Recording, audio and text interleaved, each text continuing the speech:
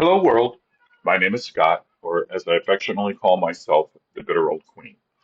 I am not a therapist or a political scientist, and my comments, stories, and suggestions are anecdotal only. Okay?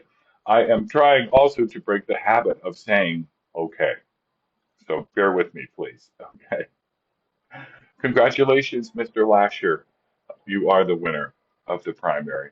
I will continue to be a good citizen in our district, and I will support you in Congress as you fulfill your duties to the Constitution and to our district. So thank you, Mr. Lasher. Like your family, I came to New York City fleeing persecution. Okay. While there was no comparison because you were fleeing for your lives. Okay. I also feared for my safety living in the Midwest in Iowa back in 1982. It was not a very nice place for people to live. You couldn't have any kind of a life for yourself, you know, and your sense of well-being was always a concern when you were out in the Midwest when it came to being gay. So the world was not a nice place for us back then. We were demonized. There were all kinds of tropes about gay people. You can imagine what they were. Okay, just talking about the gay people could get people in trouble. And people would get upset. They would raise their voices. They would use the F word. It was pretty bad. Okay, uh, churches did not accept gays. No churches. Okay, there was no internet yet, no meetup groups. All we had back then were bars and one underground newspaper called The Advocate. That's all we had to communicate with each other. Okay, and it was that Advocate newspaper was only available in the porn shops. So I didn't even know about it till I was 18 years old. And someone took me to a porn shop, and a friend of mine, and pointed it out and said, "That's our paper. That's the paper to get." And when I first bought that paper, that's how I decided on New York because half of it or more was devoted to New York. And I said, "This is where the guys are. This is where I'm coming."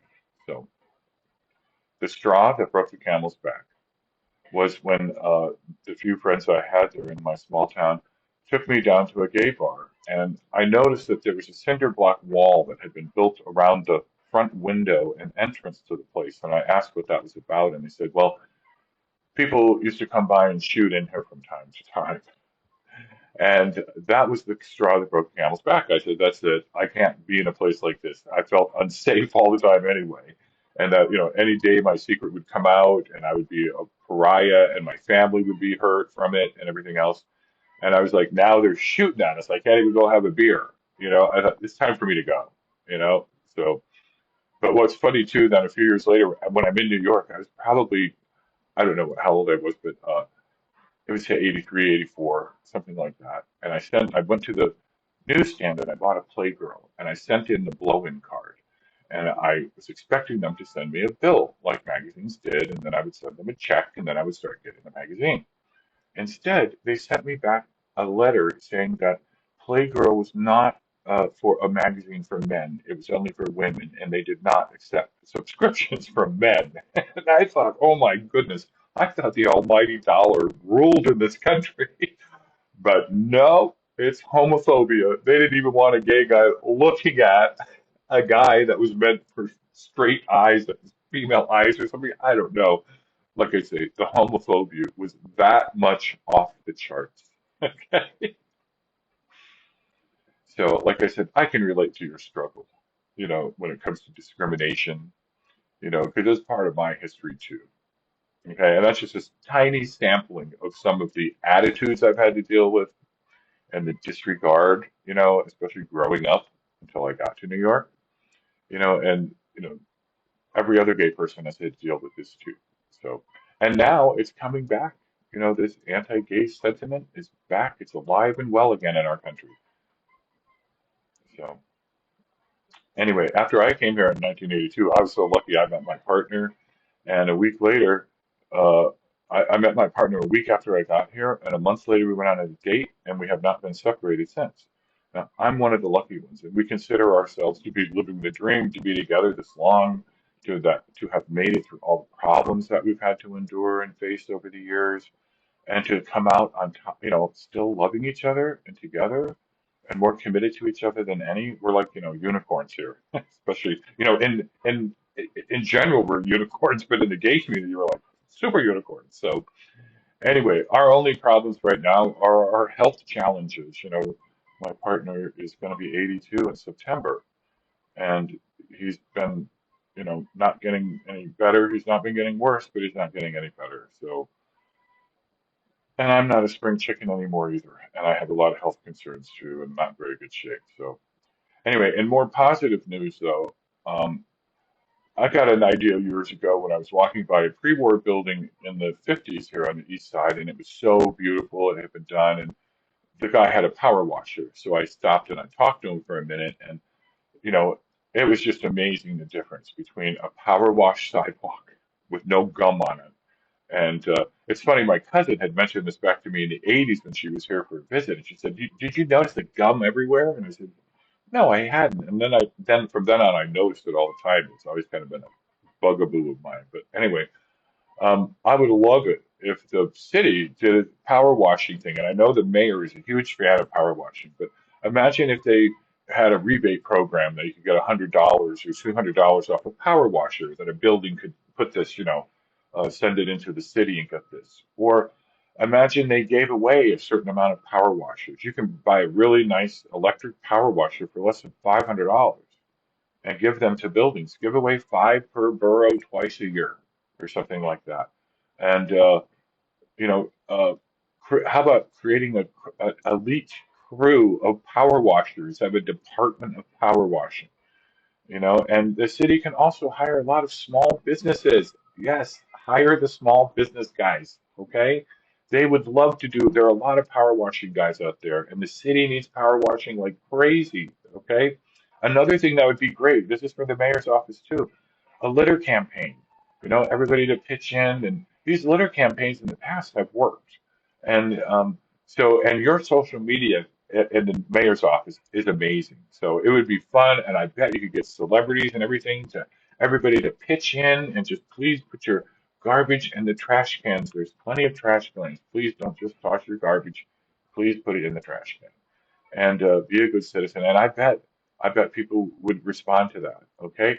Also about the street trees, it'd be nice if people knew how to care for the street trees, and maybe you could have public service announcements to tell people where to go to get advice to take care of the trees, and that it's okay to clean up around them, and what it's okay to do and what it's not okay to do. It'd be nice if they had videos you could go to or did public service announcements because people will take more pride in their neighborhood, and especially some of the trees that aren't being well cared for. I'm sure a lot of people would love to adopt those trees and clean them out and take care of them and water them and things like that. So maybe the city could get on something like that. I'm lucky in my neighborhood here, there's only one tree right in my immediate area here, and it's dead. It'll probably be replaced soon one of these days. But most of the other trees in my area are well cared for and people are doing really good. And even recently, there were a few more that they just put the new surrounds around and mulch, and they're looking great. So I'm very happy with my neighborhood here. It looks great. So anyway, finally, I suggest that other people make videos, express yourself on here. That's what this is all about. I'm doing political things right now, but there's a lot of things, other topics I want to cover. This has been cathartic for me to make videos, and I just, at least I feel I'm doing something and I'm being creative and it's an outlet for me. And it's like you say, it's cathartic. So I just have to say something too, please, about, somebody else said this and I agree with it and I'm extrapolating from what they said, but centrism and complacency go hand in hand. In these times, incrementalism is deeply irresponsible. We're past a little at a time. Let me give you an example. I thought many years ago, I thought, the way they should do it is they should do Medicare, drop it to 60 and then drop it to 65, to 55, and then little by little, just get more and more people covered. That would have worked if they would have started that 15 years ago or 12 years ago. We would have more people covered and things would be much better. Okay. But those times are past. We need drastic changes. I have a feeling that if we don't have national health care by the end of 2027, that every Democrat and Republican may be out of office because people have had it. Every other industrialized country in the world has health care but us, and we have been given every excuse in the book of why we can't have it, and we're not taking it anymore. So you're either going to give it to us or we're going to figure out how to get it that won't in ways that won't include you.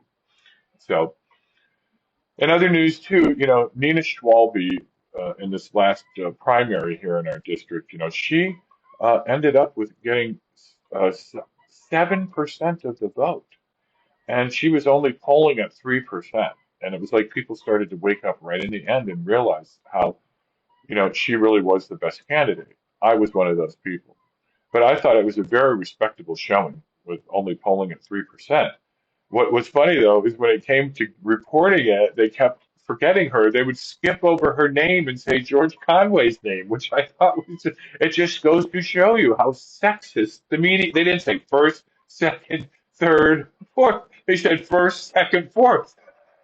And the media again and again and again, because she's just a woman, what she doesn't count. She's just a woman. Uh, and she beat George Conway, but they wouldn't even acknowledge it that this woman from nowhere beat George Conway. Another thing I've realized too since the election is that support for the Israeli government is increasingly much harder, especially out there in the real world. Out there in the real world, they have real concerns. They're shutting down their hospitals. Do you think they're going to care about Israel at this point? I don't think so. I think it's a done deal, and I don't think it's coming back. People are desperate now, and even Democrats are saying America first. Okay. I also suggest people take a look at some of the videos out there about the Greater Israel Project.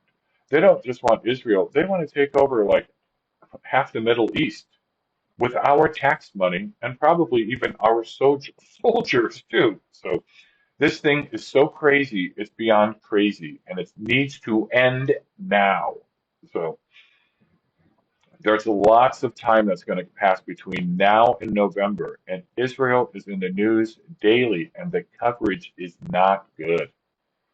Okay, not even on state regime TV are they able to cover it up all the time. Bits and pieces keep getting out about what's really going on there. Okay, and this is about the Netanyahu government. This has nothing to do with religion. I don't care what religion someone is. It's none of my business. It's like nobody else's business that I'm an atheist. You can have your religion. This is about our government and the money that our government is supposed to be spending on us and taking care of us. Okay? I've said this before, and I'm going to say it again. And this is especially for you, Mr. Lasher, if you make it, there. We little people down here, we realize that we're fighting. Okay? And we want you to join us. Okay? We are not just fighting the GOP, we're fighting the pedos and their protectors. Okay, we're fighting the corporate Democrats, the consultant class, the corporations, the billionaires, AI, the fossil fuel industry. Okay? The Israel lobby, the industrial military complex, the warmongers and anti-science Christian crackpots. That's what we're fighting. And what does all of this have to do? What does it all boil down to? Narcissism. We need to put these narcissists back in their box, take them down once and for all, and make sure they can't rise again. The whole world needs to learn about narcissists and how to deal with them, which is straight on, right in the face. Okay? I have ideas about that, but that's for another video. So imagine if it went viral in our district that Mr. Lasher was going to vote for money for Israel, and people decided in this district they've had enough, and they wanted to do a write-in campaign, and they all decided to write in Nina Lasher, yeah, uh, Nina Schwalbe.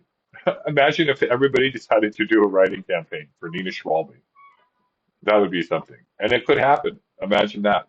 All you need to do, Mr. Lasher, is say that you're going to vote for more aid for Israel, and I think that something like that could actually happen. So. And yeah, I know I'm insufferable. I know, but it's tough being a queen in a world of commoners. So anyway, please don't forget to like, comment, and subscribe. And please take a look at some of my other videos and podcasts and playlists and posts and stuff like that. And thank you for coming to court. You've been dismissed.